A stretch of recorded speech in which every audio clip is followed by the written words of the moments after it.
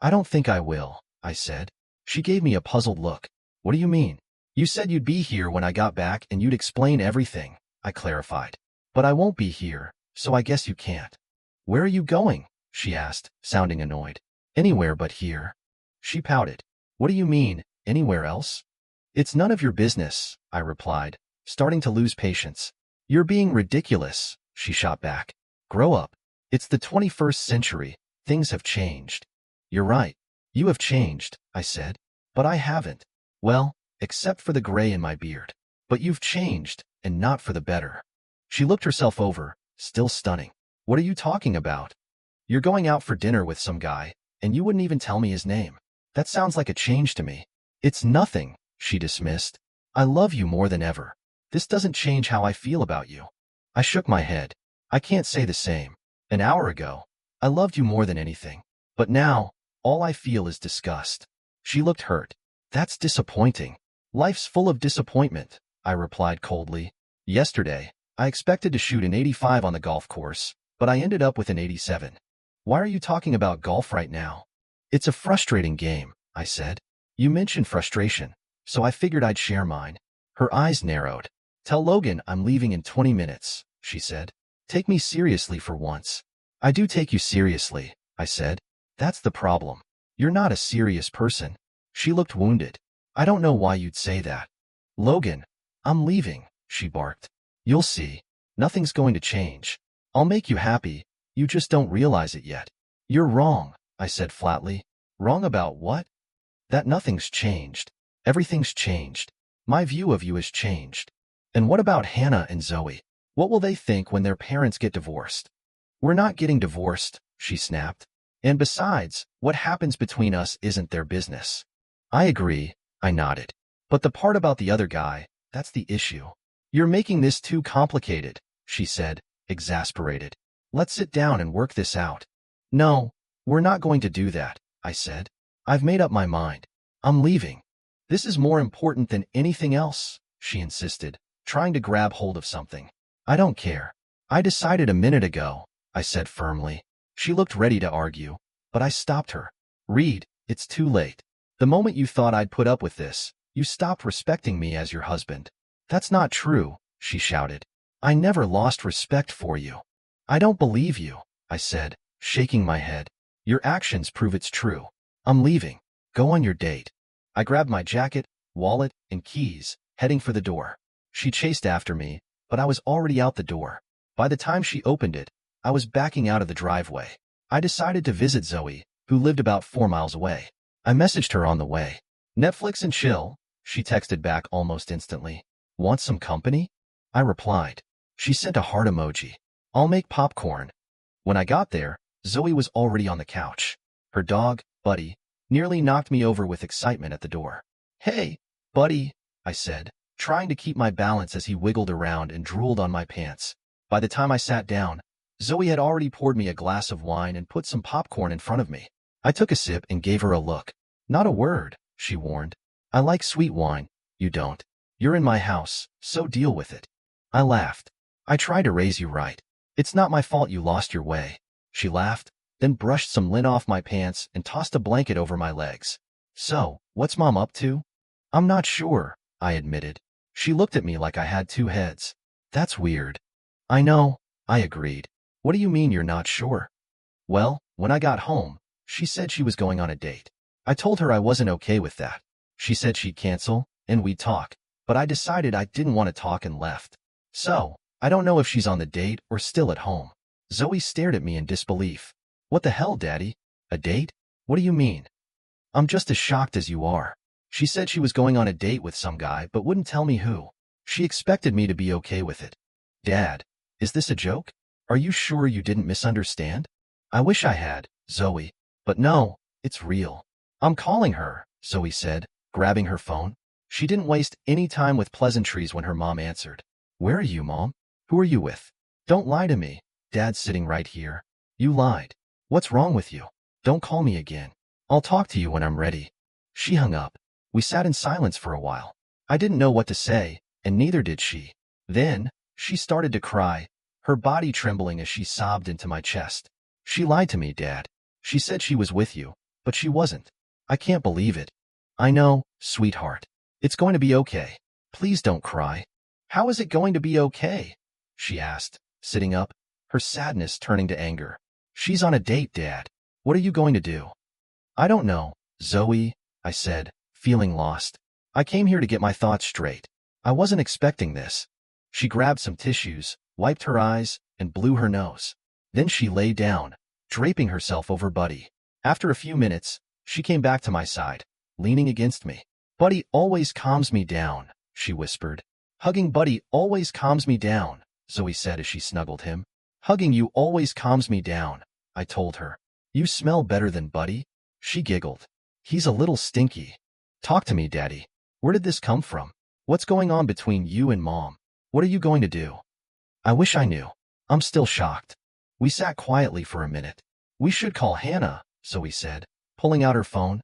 Hey, Sil, where are you? I need you to come here now. No, it's important. She hung up. She's at Straps, a club nearby. She'll take an Uber. We ate popcorn and drank wine, talking softly about Mom. About 20 minutes later, Hannah arrived. She greeted Buddy, then joined us on the couch.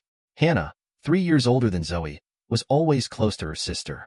Zoe was petite and blonde like her mom, while Hannah was taller and darker. She hugged us both. What's going on? I was at a party. This better be serious. Zoe shot her a look. Are you drunk? Hannah laughed. I had a couple margaritas, maybe a cocktail. Great. Dad, go make some coffee, Zoe ordered. This is serious, Sil. By the time I brought out coffee, Zoe had filled Hannah in on everything. Hannah looked shaken. Daddy, there's more to this, isn't there? Have you and Mom been fighting? Problems in the bedroom? We fight sometimes, but not more than usual. Mostly about you two, I said. Zoe punched me in the arm. Hey! I chuckled. No problems in the bedroom, not that I know of. If there are, your mom hasn't mentioned it. Hannah sighed. I need to talk to her. Zoe, you too. Daddy, why didn't you stay and talk to her? Zoe asked. Maybe I should have, but I was too angry. She was so casual about it. Zoe squeezed my hand. We all need to talk to her. When can you do that without losing it? I don't know. I need to calm down first. Let's go to the lake. You can clear your head, Zoe suggested. I'll grab my bag and a blanket for Buddy. She paused. Sil, give Daddy a cigarette. Hannah raised an eyebrow but handed me a case. I wasn't a regular smoker, but it helped when I was stressed. Zoe gathered her things, took Buddy's dishes, and we headed to the truck. Hannah walked us out. I'm going to talk to Mom tomorrow. Zoe, let me know what happens. Daddy, don't do anything stupid. Maybe, I said. I'll try not to do anything too stupid. Hannah hugged us, and we drove off. On the way, Zoe asked a million questions. Some I could answer, some I couldn't. We got to the lake house, let Buddy run around, and walked by the water. Zoe held my hand. Some things, thankfully, hadn't changed. Buddy swam and chased frogs, while we strolled back as it got dark. I looked over at the booze cabinet. Want a mojito? Yummy, she said. I'm in. I made 2 large drinks, and Zoe lit the fireplace. We sipped our drinks and shared a cigarette. What are you thinking, Daddy? She asked. I've got a few options, but it all depends on your mom. It's a mess. Maybe she'll say she lost her mind and take it all back. In therapy? Zoe teased. I laughed. Maybe. I'd give it a try. What if she's determined to leave? She asked. Then it's court, I guess, I sighed. But I don't see why it'd come to that. I have no idea, Zoe said, shaking her head. You're smarter than me, Dad. Why would she do this? You're going to be a psychologist soon, I replied. You tell me. People cheat for all sorts of reasons, revenge, attraction, commitment issues. But none of that really fits Mom. If something was wrong, she should have told you. Yeah, you'd think so, I agreed. I guess we'll find out soon enough. Let's talk to her tomorrow. You'll have to drive me back to get my car, though. Surprisingly, I slept well that night. I watched videos on my phone until I dozed off. The next morning, I got up, dressed, and took Buddy outside for a long walk. When we got back, Zoe was already up. Do we have anything to eat, Daddy? Not much. We didn't stop anywhere on the way here. That's fine, she said. Take me out for breakfast.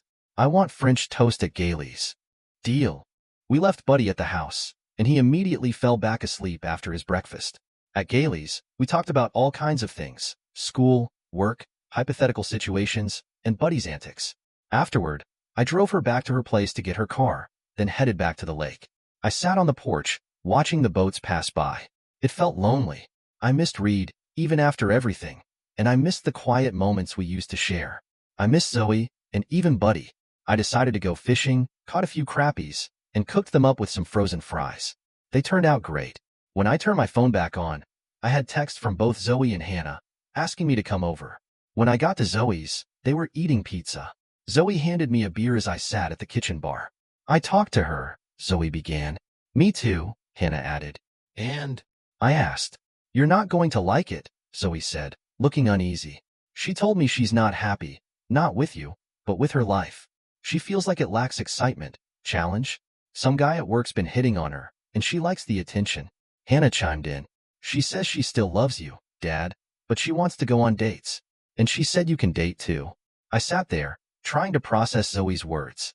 Hannah, did Mom tell you the same thing? I asked. Pretty much, she replied.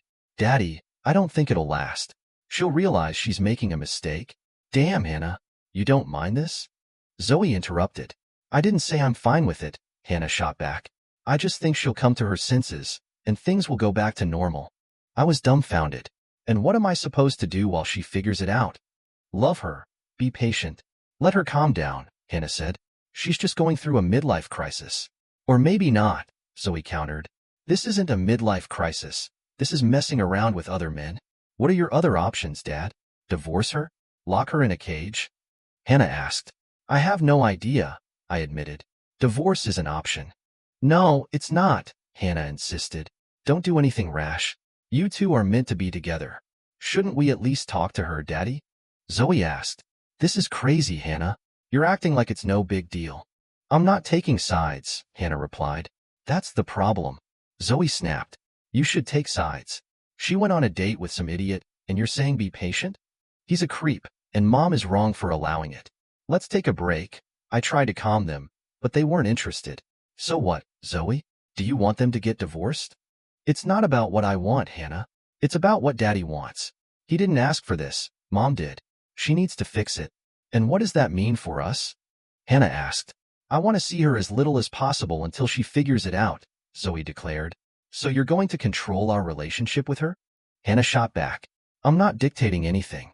If you don't see that this is Mom's fault, then you have the same problem she does. Whoa, let's not let this get out of hand. I tried to hug them. Zoe let me, but Hannah stormed out, grabbed her bag, and drove off. Zoe leaned into me, clearly upset. I'm sorry, Dad, but that was crap, Zoe said, frustrated. Yes, it was. But it's not Hannah's fault. This is your mother's mess. You're right, but it still hurts. I can't believe Hannah thinks it's no big deal. Don't burn any bridges, I advised. Let me talk to her. I love you, Zoe. I don't want you hurt any more than you already are. She hugged me tightly. I trust you, Daddy. Just keep me close, okay? Always, I assured her. It was time to confront Reed. When I pulled up at the house, her car was in the garage. I took a moment to collect myself and went inside. My stomach was in knots, so I grabbed a glass of milk to calm it. Reed came out of her office, looking as bad as I felt. Hi, she said quietly. I'm glad you're back. I'm far from okay, I told her. I know. Do you want to talk? I nodded. Let's sit in the living room. She poured herself some juice, and I grabbed some crackers. We sat on the couch, a foot apart, something that felt foreign for us. The tension was palpable. I want to apologize, Logan, she said. I handled everything wrong. If you think it's just about how you handled it, we're wasting our time, I replied. I don't understand, she said. There's no way you could have softened the blow of telling me you were going on a date. Do you get that? I understand what you mean, but you don't understand me, she insisted. I should have explained it better, made it more tolerable. You'd need magic for that, I said sarcastically. Do you have magical powers? She smiled faintly. Not quite, but almost. Think about it, Logan. We're 48 and 49. Don't you remember when we were 25? Life felt full of possibilities. Love was exciting. Yeah, I remember. But I thought we'd found a rhythm. I'm happy with our routine. I love our routine too, but I want to add some excitement. I told you I'd go on a date and share the experience with you. You could do the same. Reed, your idea of together and mine are different, I said. When I say together, I mean just you and me. Bringing someone else into it doesn't fit that. She thought for a moment. When was the last time you spent time alone with another woman? Besides family, about 6 months ago. Remember Kansas City? I met with Lauren for work. Lauren's gorgeous. What if you took her out to dinner? Danced with her? Wouldn't that be exciting? Maybe. That's why I don't, I said. Why not? She asked. Because I'm married to you. I don't put myself in situations where I'd be tempted. And if I said it was okay? It wouldn't matter. It's not who I am. She sighed. I'd be okay with it now. I'm more mature, and I think we should both have that freedom. That's not what I signed up for. You promised me, and I promised you. If you want to leave, that's your choice. But if you're determined, I can't stop you. I only control myself, I said. And I can't accept this. You've been hiding this for a while. What else are you keeping from me? And then there was Friday night. I'm sorry. I shouldn't have done that. I was mad when you left, she said. That's a lie. You planned this long before Friday. You even lied to Zoe. You're good at that. Her face tightened. Logan, I don't want to leave. But you want to act like you're single while staying married. I can't trust you anymore. You think I'm boring and want excitement. Even if you don't go through with it, I'll always know how you feel. That's not true, she protested, but I didn't listen. I control myself, and I'm done. I went to the basement, grabbed a suitcase, and started packing enough for a week. She followed me, trying to talk, but her words felt hollow. I loaded my stuff into the truck and locked the doors. She stood in the driveway as I drove off, my heart breaking. I still loved her, but I couldn't see a way forward. To distract myself, I stopped at the grocery store, but the drive to the lake only brought back the heartache. I put on a podcast but didn't hear a word. After unpacking at the lake house, I collapsed into a chair, exhausted. An hour later, my phone rang. It was Hannah. Hi, honey. Where are you, Daddy? I'm at the lake. Where are you? At your house. Mom called me. She's a wreck. Zoe called too. Hold on, I said, switching to Zoe's call.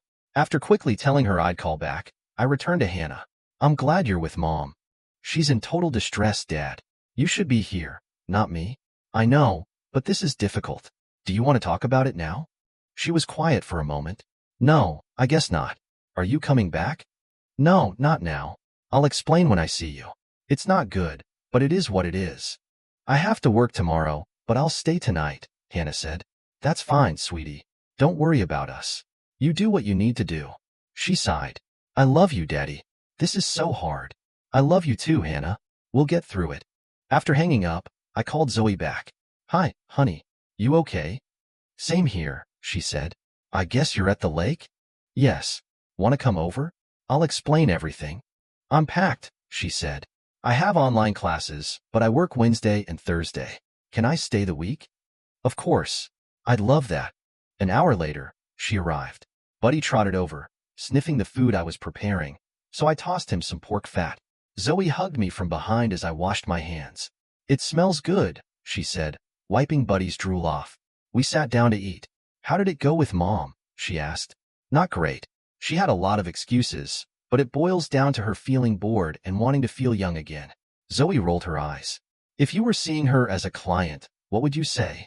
I wouldn't treat her as a client, but if someone came to me with her story, I'd say they're depressed and struggling with a life transition.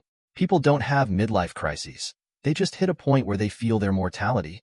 Wow, my baby is so smart, I teased, trying to lighten the mood. Don't forget it, she smiled. Do you think she should see a therapist? I'll suggest it, but I won't push. I get it. I'm sorry you're caught up in this mess. It's not your fault, I said. We'll get through it. Yeah, we don't have much choice.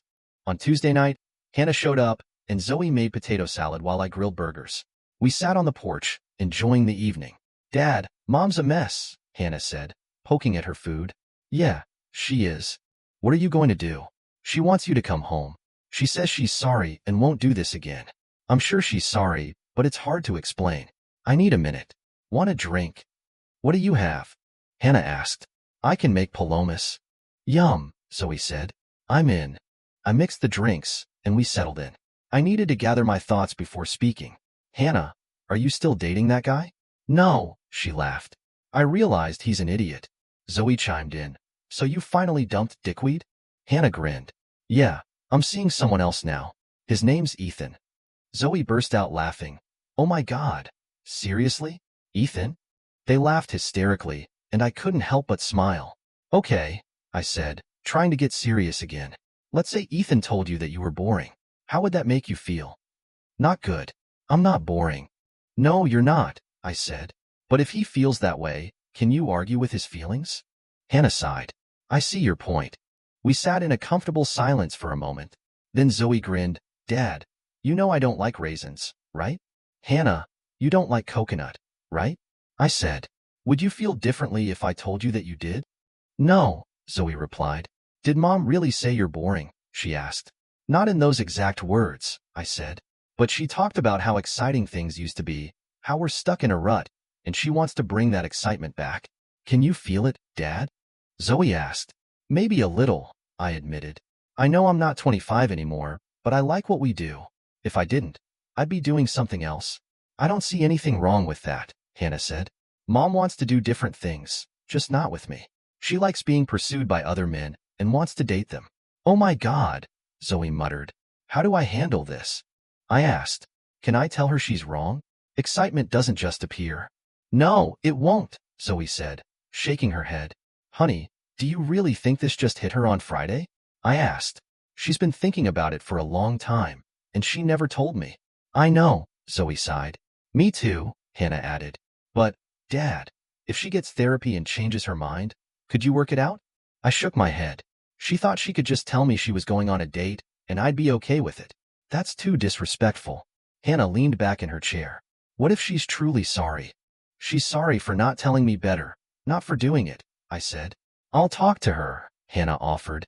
I'll help if she agrees to see a therapist, Zoe added. But she has to want it herself? Unfortunately, Reed dismissed therapy, only suggesting couples counseling, which Zoe thought would be useless unless her mom dealt with her dissatisfaction first. Are you ready for this? Zoe asked me one night. No, I'm not interested in other women, and I'm not interested in sharing her with other men, I said firmly. What if you thought of it as a break?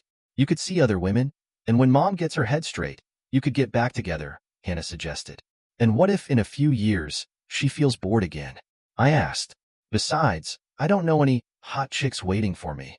They both laughed. Dad, you look good for your age, Hannah said. You'd have no trouble? I'm not interested, I replied. Are you disappointed? She asked. In a way, yes, she admitted. But I respect you for sticking to your principles. 2 months later, with no progress, I filed for divorce. Reed called immediately. This has gone too far, Logan. Are you really divorcing me? What are you going to tell the judge? I don't need to tell him anything. It's a no-fault divorce, I said, and it's no one else's business. Can we talk before it's too late? She asked. I'll make dinner on Friday. When she arrived at the lake house that night, it bothered me that she just walked in. It felt intrusive. We both owned the place, but I never went to the house in town without her knowing. She looked as stunning as ever, which still stirred something in me, despite the wariness. She hugged me, but I couldn't manage a kiss. She looked hurt. What can I do for you? She asked. Set the table while I get the food, I said. We sat down, poured some wine, and she started. I don't want a divorce, Logan. I love you. Why not? I asked. You've been unhappy for a while. I never said I wasn't happy, she protested. You made it pretty clear, I said. You want to date other men. I just wanted to add some excitement, she explained. The simple answer is divorce, I said. That way, you can date whoever you want, and I won't be bothered. I don't understand, she said. I want to stay married and have fun with other men. That's not what I want, I said, my voice firm. After dinner, we moved to the couch. So that's it? She asked. Even though I love you, you're still ending this? Yes, Reed. That's right. She climbed into my lap, kissing me passionately. For a moment, I was lost in the sensation, but then I stopped responding. She slowed, sensing it. What happened? She asked. Have you met someone? I asked, already knowing the answer. Yes, she admitted. Are you going on a date with him? I asked. Probably, she said. I like being married. I don't find it boring. Could I be one of those women you date? She asked. Maybe, I replied, but I don't feel the same way about you anymore. She stood up, grabbed her purse. Let me know if you change your mind, she said, then left. The divorce went to court, and her attorney requested counseling. The judge said he had to schedule it if one party asked. I'm not doing this, I told my lawyer. You don't have a choice. It's the law, he replied. What if I withdraw the divorce petition? Will the judge still order it? No, I don't think he could, my lawyer said, stunned. Is that what you want? Yes, do it. Everyone, especially Reed, was shocked. After the proceedings, I told her, I won't be forced into anything. Until you're done with this, don't contact me. If you want to talk, make it about something real, or I'll never speak to you again. Her jaw dropped as I walked away. For 2 months, she tried to reach out through Hannah, but I stood firm. Zoe's relationship with her mother deteriorated, adding tension between the girls. Reed even tried coming to the lake house, but I'd already changed the locks. Reed even showed up at my work, and I had to ask her to leave. After 2 months, she gave up and told Hannah she wouldn't seek counseling anymore. If I wanted to proceed with the divorce, I should. So we did. We went back to the same judge, and the divorce was uncontested. She kept the house in town. I kept the lake house. We split the property and our businesses evenly, no spousal support, and we both kept our pensions. The usual boring, tedious divorce proceedings. After the divorce, I threw myself into retirement. I bought a few small businesses but quickly realized I wanted more freedom. I spent that summer fishing, learning to water ski, and spending time on the boat with the girls. By October, I decided to make a big change. I applied for a visa in Mexico, trading in my Chevy for a diesel-powered F-350, bought a luxury camper, hooked up the boat, and headed to Lake Picara in Sinaloa, Mexico. The girls were upset initially, but they got excited when I bought them plane tickets to visit me. I bought a 5-acre piece of land near the lake and began settling in. It wasn't long before I fell in love with the lifestyle. On my second fishing trip, I caught a 14-pound bass and knew I was hooked on this new chapter of my life. Hannah came to visit in January, and we had a great time together in Puerto Vallarta. On our last day, as we walked on the beach, she asked, "You're not coming back, are you, Daddy?" "I'm leaning towards staying," I admitted. "You girls are the only reason I'd come back, but I'll visit often." "And Mom?" she asked carefully. "I don't know what she's doing, but I don't think she found dating as exciting as she thought." She gave me a sad smile but didn't push the topic further. After we said our goodbyes at the airport, I knew she understood I was starting a new life. Zoe visited in February, staying in the camper. We spent 3 days at the beach, and then I took her to my place. She was amazed. "I can't believe you have such a beautiful place," she said. "It'd be better if you lived here," I joked. She smiled, but I could tell she was thinking it over. "I have no idea how I'd make a living here, though. I'd want to use my degree." "It's agribusiness," I said with a grin. She laughed. "What does that have to do with farming?" "Everything," I replied. "But there are always ways to use your degree, Zoe. Psychologists listen to people's problems, and bartenders do the same. You could run a bar and use your skills." She stayed for 2 weeks before heading back, and I missed her once she was gone. 6 months later, Zoe called with a big request. "Dad, I need a favor. I want to buy a cabin." "Is it a good investment?" I asked. "Yes, it's on Lake Picara, and it caters to fishermen. It makes good money." "How much do you need?" I asked.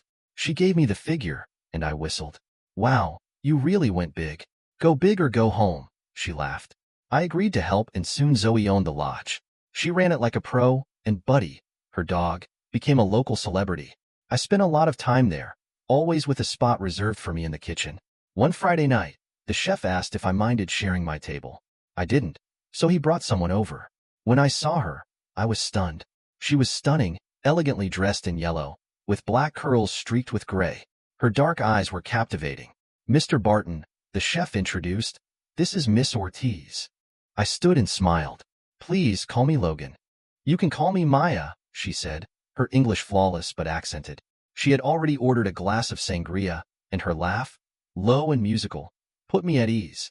I struggled for words. "It's pretty crowded tonight," I said. "Yes, I didn't make a reservation. Javier usually finds me a seat, but I was avoiding someone, so I didn't want to sit at the bar." "Well, you're safe here," I said, smiling. "My job tonight is to keep obnoxious guests away from beautiful ladies." She blushed and laughed softly. "I'm pleased to have a gallant protector." Her laughter sent a pleasant shiver down my spine. "Do you come here often?" I asked. "Yes, I love your daughter, Zoe. We've become friends." "That's great to hear. Do you live nearby?" "I have a house on the Sinaloa River and another in Las Mocas. But I'm mobile, like you." "I've been here about a year," I told her. "I've got 5 acres, a couple of buildings, a truck, and a camper. I like being able to go wherever I want." "That sounds like the perfect setup," she said, her smile warm as she sipped her sangria. You recently moved here from the US, like Zoe? Maya asked. Yes, I've been here about a year. Zoe visited, fell in love with the place, and bought the cabin nearby. What brought you here? She asked. Fishing at first, I explained. I sold my business in the States and wanted to travel. What kind of business did you have? She asked, then quickly added, Sorry, I shouldn't have asked. I laughed. No need to apologize. I made parts for companies like Caterpillar and John Deere. Ah, an industrial tycoon, she said, flashing a brilliant smile. Not likely, I chuckled. But I've been retired for a while. But you're so young. I was lucky. If retiring at 49 is lucky. I'm not retired, she said. I could be, but I feel like I still have things to do. Like what? I asked, genuinely curious. She leaned in and whispered, I'm a smuggler. Seeing my surprise, she burst out laughing. Just kidding. I own a pharmaceutical company that supplies medications to the Mexican Social Security Institute. Wow, that's impressive, I said, clearly impressed. That's why I live in Las Mocas too. Maybe I should retire and become a dreamer like you, she teased. I laughed. You speak excellent English. Thank you, she replied. ¿Te gustaría saber cuál es mi negocio aquí? She asked, switching effortlessly to Spanish. We continued in Spanish. Yes, tell me about Maya, I said. I have many acres along the river, some horses, and a lot of Gelbvia cattle. I don't know them personally, I joked, making her laugh again. You'll have to meet some, she said, still smiling. You're very funny, I told her. Can I ask if Mr. Ortiz exists? She smiled but shook her head. No, he used to. He died in a petrochemical plant explosion. I'm sorry, Maya. It's okay. It's been 11 years. I remember the good times. What about Logan? She asked, turning the question around. Zoe has a mother, I assume? Yes, and another daughter, Hannah, who's 3 years older than Zoe. I showed her a picture of Hannah on my phone. She's very pretty. Does she live here? No, she lives in the States with her mother. My wife and I divorced 2 years ago. Is that a sore subject? She asked gently. It was, but less so now. We wanted different things. She wanted an open marriage, and I didn't. I'm sorry to hear that. That's life, I said, shrugging. Then, gathering my nerve, I asked, Say, Maya, can I take you to dinner next weekend? She smiled warmly. I'd love to, but I have to be in Las Mocas until next Tuesday. How about the Friday after? Sounds great. Can I get your number? Of course, she said, entering her number into my phone. Maybe when you pick me up, I'll introduce you to some of those cattle, she giggled. I walked her to her car, a sleek silver BMW Z4. As she leaned in for a kiss on the cheek, I felt an electric tingle. You were a charming dinner companion, Logan. Thank you for letting me join you. The pleasure was all mine. I can't wait for our dinner, I said. I'll call you. I'll be waiting, she said before driving off. I felt light as air as I went to say goodnight to Zoe. She was grinning from ear to ear. Did you like her? Isn't she amazing? Did you ask her out? You set me up, I accused playfully. Yes, I did, she admitted, laughing. She's perfect for you. So, did she agree? Yes, next Friday. But I'll need better transportation than the truck. You can use my car, Zoe offered. Just don't forget you owe me one. The next day, I texted Maya. 2 evil women are conspiring against me. She replied with smiley faces and hearts. Resistance is futile. Zoe has confessed. I sent back. I can't wait for our dinner date. More smiley faces followed, and the days until our dinner seemed to drag on forever. I hadn't felt this way in years. I texted her daily, and she responded a couple of times each day. We even spoke on the phone twice. Our conversations were a mix of Spanish and English, and talking to her felt natural, like we had known each other forever. When she returned from Las Mocas, the anticipation for our date built.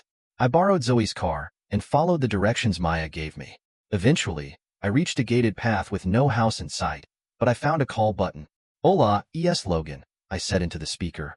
Maya's voice replied, laughing, Luis, tu acompañante ha llegado.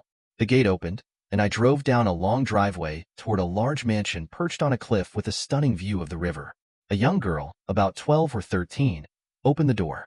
She was beautiful, with dark eyes and a resemblance to Maya. Pleased to meet you, Lila, I said in Spanish.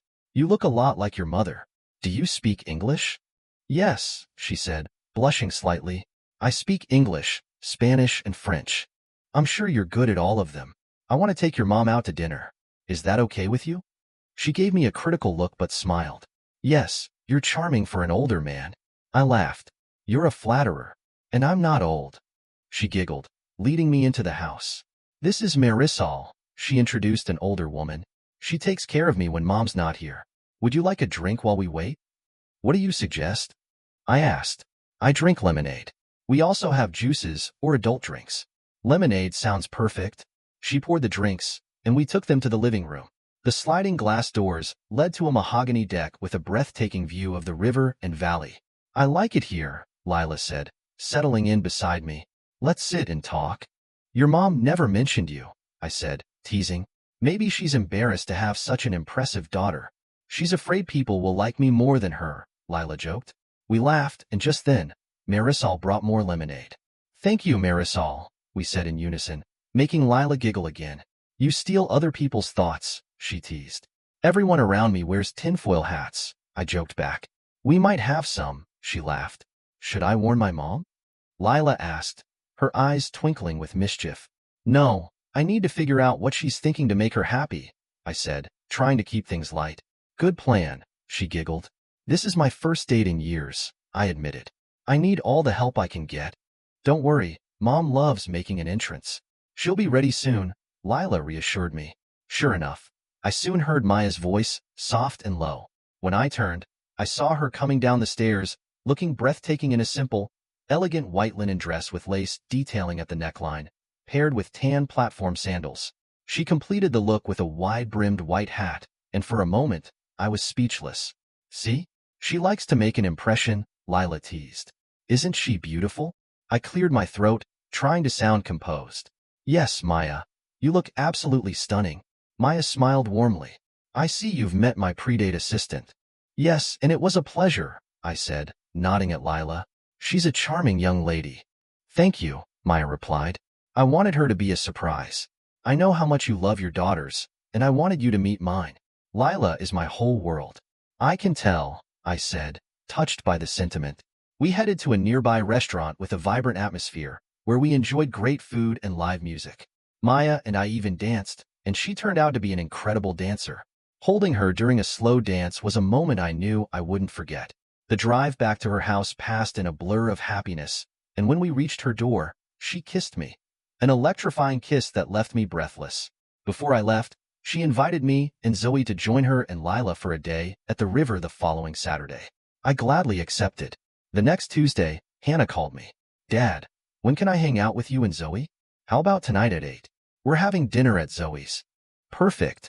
Could you ask her to send me a snap? I just need to talk to you. Is something wrong? I asked, concerned.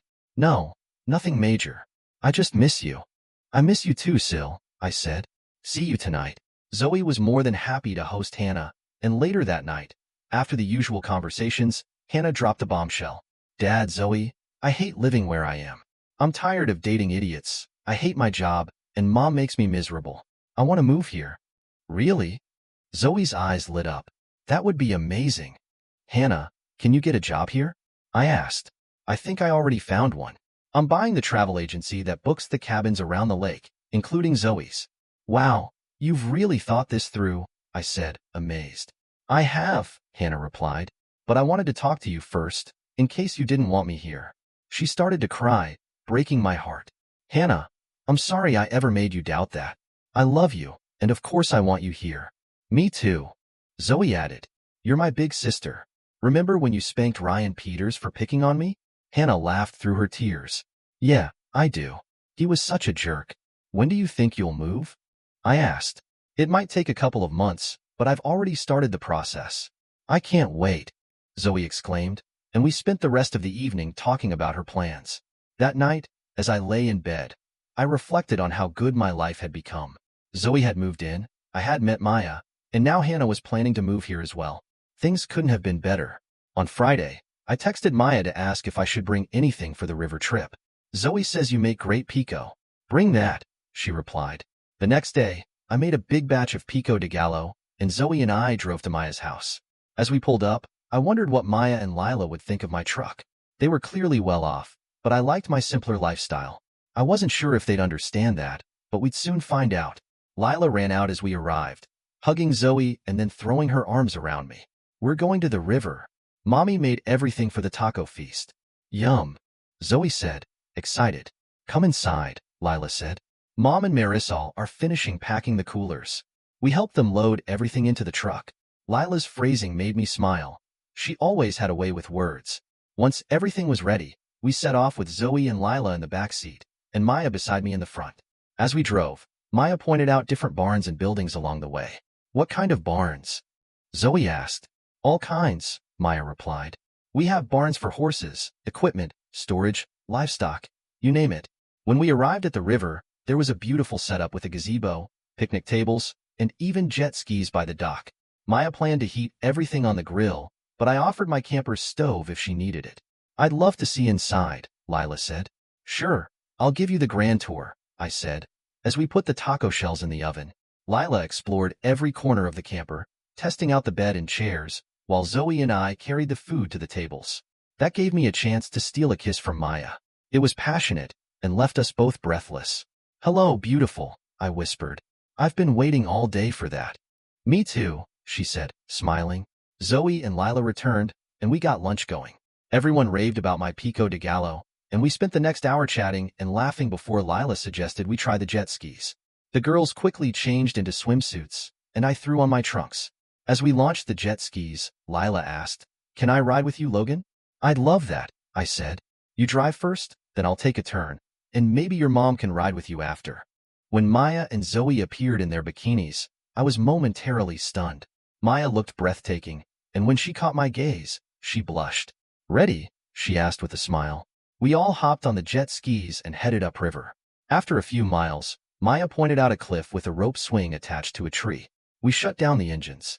Do you want to try the rope swing? She asked. Lila's eyes lit up. Yes. It's so much fun. You swing way out over the river and drop into the deep water. I couldn't resist.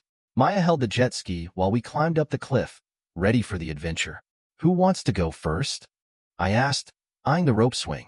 Zoe should go, Lila decided, grinning. Zoe grabbed the rope and swung across the river, falling into the water and resurfacing with a huge smile. Oh my God, Daddy, that was amazing. You have to try it.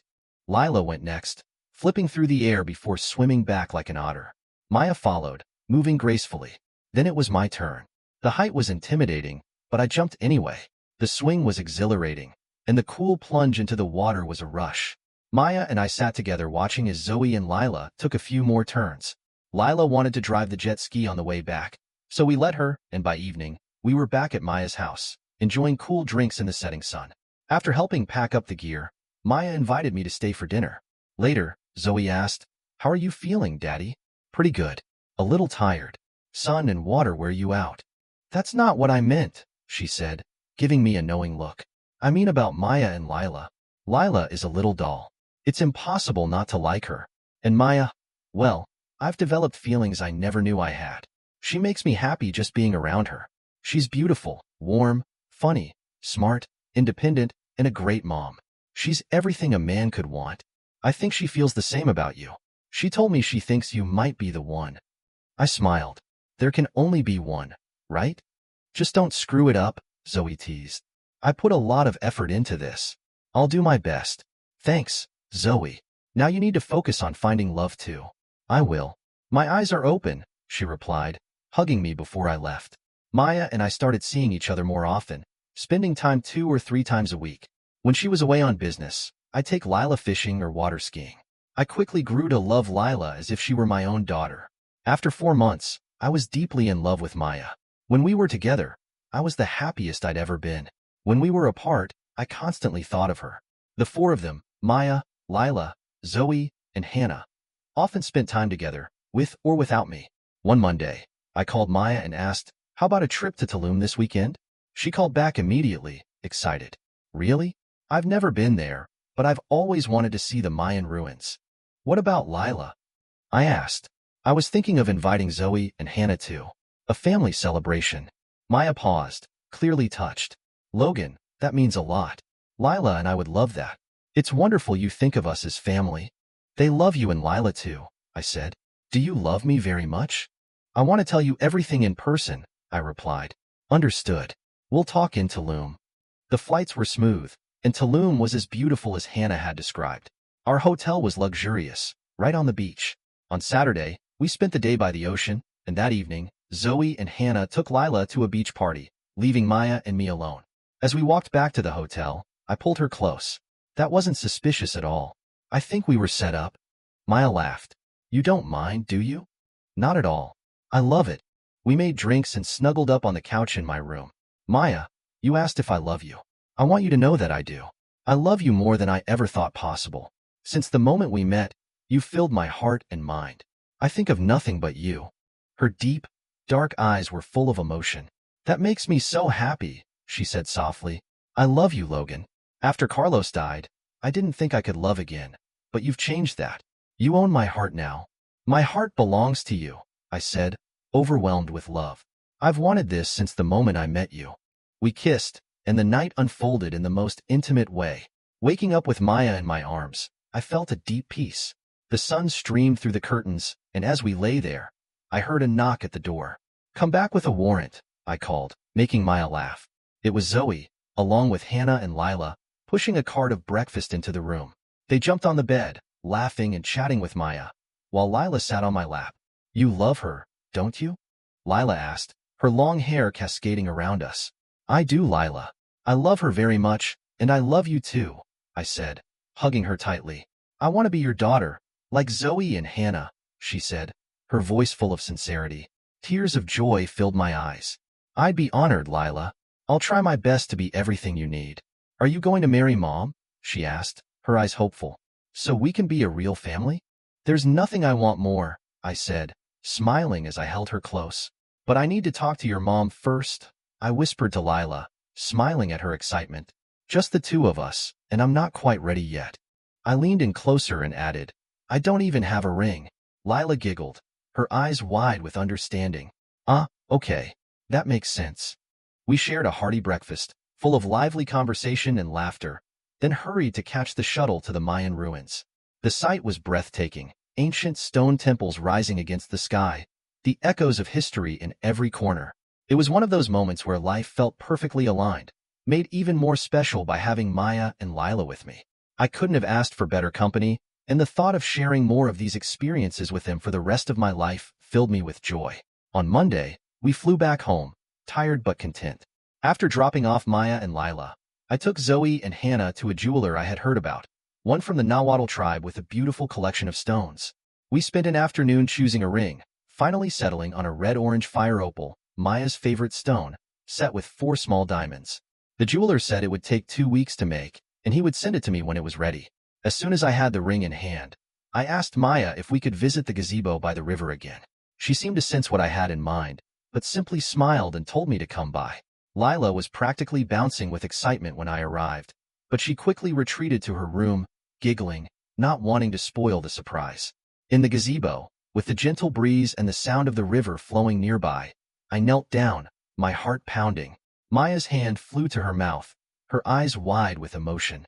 Maya, I began, my voice shaking slightly. I'm not great with speeches, but I love you more than I ever thought possible. I don't want to live without you and Lila in my life. Will you marry me? I promise to do everything I can to make sure you never regret it. She looked at me with tears in her eyes as I opened the ring box. Yes, Logan, she whispered, holding out her hand. I want to be your wife. I want to love you forever. I slid the ring onto her finger, and she gasped, admiring the fire opal. I can't believe you chose a fire opal, my favorite stone. I grinned. A little birdie may have told me. She laughed through her tears. I think I know that bird.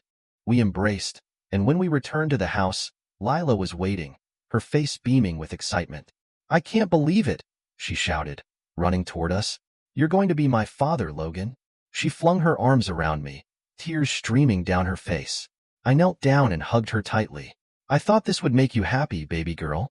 It does, She sniffled. I hoped we'd find someone, but I wasn't sure we ever would. You found me, I said softly, holding her close. I'll never let you go, Lila. She clung to me for a few more moments, then pulled back, wiping her tears. It's such a fire, she said, gazing at the ring on Maya's hand. I laughed. You've been hanging out with Zoe too much. You're starting to sound just like her. Lila giggled. She's teaching me all the good words. We set the wedding date for December 5th. Maya wanted something different, so she walked down the aisle in a shimmering gold dress, breaking from tradition, as she said she had already worn white once before. As I stood at the altar waiting for her, I felt like the luckiest man in the world. Watching her glide toward me in that golden gown, her face glowing with happiness, I realized I had found everything I had been missing in my life. After the wedding, I moved into her house, though we kept the camper for vacations and occasional weekend getaways. I took it off the truck so we could use the truck for its intended purpose, but the camper remained a reminder of the simple, quiet life we had started together. My life felt complete in a way I never thought possible. Things were perfect, until our second year of marriage when Hannah came to me one afternoon. We were sitting on the deck, sipping lemonade, when she turned to me with a worried expression. "Dad, there's something I need to talk to you about." "Of course, sweetheart. What's on your mind?" I asked, noticing the tension in her voice. "Mom wants to visit," she said quietly, as if testing the waters. I sighed. I guess that was bound to happen at some point. "When is she coming?" "For Christmas," Hannah said, her voice wavering. "But Dad, I wanted to spend Christmas here with you and Zoe. Now I feel like I have to spend part of it with Mom." I looked at her, feeling the weight of her words. "Hannah, what do you want?" She hesitated for a moment. "I love Mom, and I want to see her, but I also don't want to disappoint you. Zoe doesn't want to see her, so I'll stay with her, but it's hard. I remember the good things with Mom, and I still care about her." I hugged her tightly. "I'm not disappointed, Hannah. In fact, I'm proud of you. It's okay to love your mom, and it's okay to set boundaries. You can still spend time with us. Just tell your mom you already have plans for Christmas dinner. She'll have to deal with that." "It's just hard," she whispered. "I wanted you to know." "What if she wants to talk to me?" Hannah asked. "To see you?" "Let me talk to Maya," I said. "She's much smarter than me. Let's see what she thinks." Hannah spent the rest of the day with Lila and me, and we had dinner together before she left. When Maya returned from Las Mocas later that evening, I told her about Hannah's dilemma. We sat by the fire, sipping wine, as Maya considered it thoughtfully. "What do you think about meeting her?" Maya asked. I sighed, feeling a mix of emotions. It was bound to happen. She's the girl's mother, after all. But it's complicated. I loved her for years, but that's all in the past now. I just don't have those feelings anymore. Maya nodded, resting her head on my shoulder. "I think we should invite her for dinner at the cabin. I want to get to know her." "Are you sure?" I asked, surprised by her willingness. "Yes," she replied. "She was part of your life and the girls' lives. I want to meet her." Maya's independence and calmness always amazed me. She did what she thought was best, and in this case, I trusted her judgment. When Reed arrived, she stayed at Zoe's cabin, and I saw the girls less frequently, assuming they were spending time with her. Maya did meet her, and later, I asked how it went. "I like her," Maya said, surprising me. "She's changed a lot." Zoe and Hannah both agree she's more introspective now. "That's good," I said, relieved. "I guess people can change." "She only said good things about you," Maya added, smiling. I snorted. I'm sure she wasn't talking about my stubbornness. Maya laughed softly, snuggling closer. "She didn't praise that, no. But I adore you, stubbornness and all." 2 days before Christmas, heavy rains flooded the river, knocking down part of the fence and threatening to take out the dock. We spent the night hauling the dock to safety and repairing the fence the next morning. By the time I finished, it was nearly time for Christmas dinner. I cleaned up, made spiced rum punch and cider, and sat with Lila while Davy sprawled across our laps. "This smells good," Lila said, sniffing the punch. "It's rum punch," I replied. She took a sip and made a face. "EW. It smells better than it tastes." I laughed. "It's an acquired taste. Try the spice cider instead." Just then, Zoe and Hannah walked in, Zoe taking a liking to the punch while Hannah grabbed a cider. My jaw nearly dropped when Maya walked in holding Reed's hand. "Don't be angry, Logan," Maya said quickly. "Reed didn't have anywhere to go, so I invited her." I wasn't angry, but I was definitely surprised. Maya pulled me over to Reed. "She wants to talk to you," Maya said gently. I offered Reed a cider, and we retreated to the office. "You look good, Logan," Reed said as she sat down. "Thanks. You do too," I replied, noting that she seemed thinner but healthier than before. She sighed. "I need to apologize. I was selfish, disrespectful, and I know I hurt you. I don't deserve your forgiveness, but I hope you can find it in your heart to forgive me." I took a deep breath, feeling the weight of her words. "I've thought a lot about this, Reed. There were consequences to what happened, but one of them was that I found something better. I was bitter for a long time, but now I'm not. I forgive you. Her eyes softened. Thank you. I'm glad you found happiness. Can we be friends? I paused. We'll see, but no more nonsense. She smiled. No nonsense, I promise. Just then, Maya knocked on the door. We're ready to eat, she said. We sat down at the big table, and Lila said grace. The air filled with the sound of laughter and conversation, the warmth of family all around. I looked across the table at Maya, who smiled at me and winked. Lila giggled as she fed Davy under the table, while Zoe and Hannah chatted happily with Reed, who seemed genuinely at peace. It was going to be a good Christmas,